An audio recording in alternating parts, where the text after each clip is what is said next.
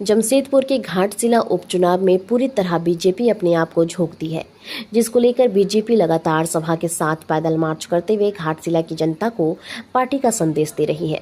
जिसको लेकर आदित्य साहू, जो वर्तमान में राज्यसभा सांसद और बीजेपी के कार्यकारिणी प्रदेश अध्यक्ष सहित जमशेदपुर सांसद और नवीन जायसवाल विधायक एक साझा प्रेस वार्ता किया, जिसमें हेमंत सरकार को आरक्षण के मामले में वादा खिलाफी करने का आरोप लगाते हुए हेमंत सरकार को गरीबों का विरोधी बताया। वहीं घाटशिला चुनाव में 100% जीत का दावा करते हुए आदित्य साहू बोले, इस बार मैया योजना का जादू समाप्त हो चुका है। क्षेत्र की जनता मोदी जी के योजनाओं की तरफ देख रही है।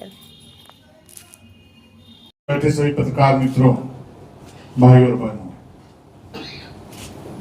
मित्रों, जैसा कि आप सभी जानते हैं कि हेमंत सोरेन जी की सरकार झारखंड के पिछड़ा समाज, जिसकी आबादी लगभग 50% है, और उनकी भावनाओं के साथ लगातार खिलवाड़ करने का काम करती है। और बीच बीच में इतनी बड़ी आबादी, इतनी बड़ी समाज को, उनको समाज को हमेशा अपमानित करने में कोई कसर नहीं छोड़ती है। राज्य की सामाजिक स्थिति को देखते हुए जन भावनाओं के अनुरूप यह सरकार निर्णय नहीं ले रही है। इससे स्पष्ट है कि सरकार, हेमंत जी की सरकार, नीति और नियत में अंतर है।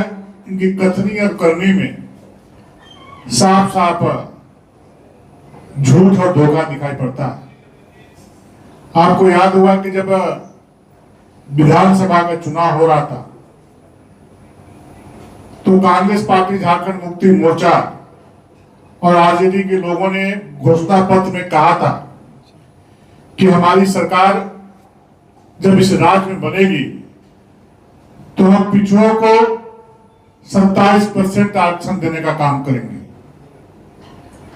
मन से, सभाओं के माध्यम से इतनी बड़ी आबादी को प्रलोभन दे करके, धोखा दे करके उनसे वोट बटोरने का काम किया। और जब इनकी सरकार इस राज्य में बनी तो आपने देखा कि परसों, आज से 2 दिन पहले जब कैबिनेट की बैठक हुई तो कैबिनेट की बैठक में निर्णय लिया कि हम पिछड़ों को 14% आरक्षण देने का काम करेंगे। और इस प्रकार से पिछड़ा समाज को एक बार फिर से अपने स्वभाव के अनुरूप झारखंड मुक्ति मोर्चा, जो कांग्रेस के समर्थन से इस राज्य में सरकार चल रही है, इतनी बड़ी आबादी को फिर से एक बार अपमानित करने का काम किया है, उनको चिढ़ाने का काम किया है। पिछला बार भी झारखंड मुक्ति मोर्चा जनता को गुमराह करने में सफल हो गई थी। और ये उपचुनाव है।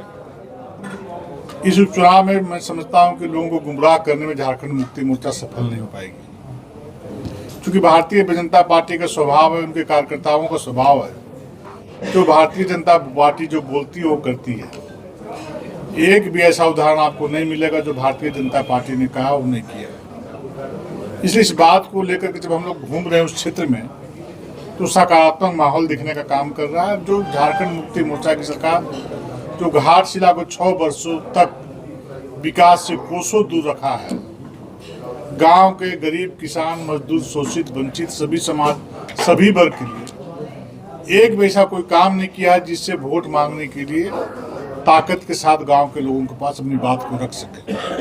आज गांव की जनता जानना चाहती है, पूछना चाहती है कि 6 वर्षों तक झारखंड मुक्ति मोर्चा के नेतृत्व में, हेमंत जी के नेतृत्व में सरकार चली है, आपने मेरे लिए क्या किया है। दूसरी तरफ भारतीय जनता पार्टी के नेतृत्व में केंद्र में चलने वाली सरकार, देश के यशस्वी प्रधानमंत्री जी के नेतृत्व में चलने वाली सरकार अनेक प्रकार की कल्याणकारी योजनाओं के माध्यम से 140 करोड़ समेत घाटशिला के एक घर के दरवाजे तक दस्तक देने का काम किया। एक भी दरवाजा ऐसा नहीं है जहां पर कि कल्याणकारी योजनाओं के माध्यम से आदरणीय प्रधानमंत्री नरेंद्र मोदी जी ने दस्तक नहीं दिया।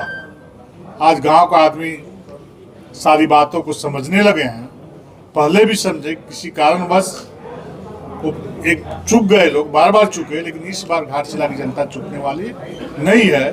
विकास के नाम पर भारतीय जनता पार्टी पर उनके प्रत्याशी को बटन दबा करके कमल फूल छाप को प्रत्याशी को विजयी बनाने वाली है। अदिति जी, और यह सरकार के संरक्षण में बेटी बहन के साथ जो किया जा रहा है उसके नाम पर अब थाना में, अंचल में, ब्लॉक में गांव के भोली भाली जनता से जो जेब से जबरदस्ती पैसे निकाले जा रहे हैं उसके नाम पर यह चुनाव भारतीय जनता पार्टी उनको संरक्षण देने के लिए, भ्रष्टाचार से मुक्ति देने के लिए, अन्याय और अत्याचार से मुक्ति देने के लिए और विकास के नाम पर भारतीय जनता पार्टी इस बार विधानसभा चुनाव घाटशिला से जीतेगी। ऐसा है कि भारतीय जनता पार्टी कार्यकर्ताओं की पार्टी है, चाहे मुख्यमंत्री हो चाहे प्रधानमंत्री हो, पहले वो कार्यकर्ता है तब कोई पद पे है।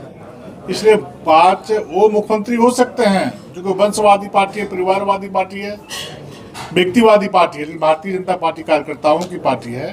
अब पूर्व मुख्यमंत्री में तो कार्यकर्ता के रूप में ही वो वहाँ पर काम करेंगे। इसलिए इस प्रकार कोई स्लोगन नहीं है।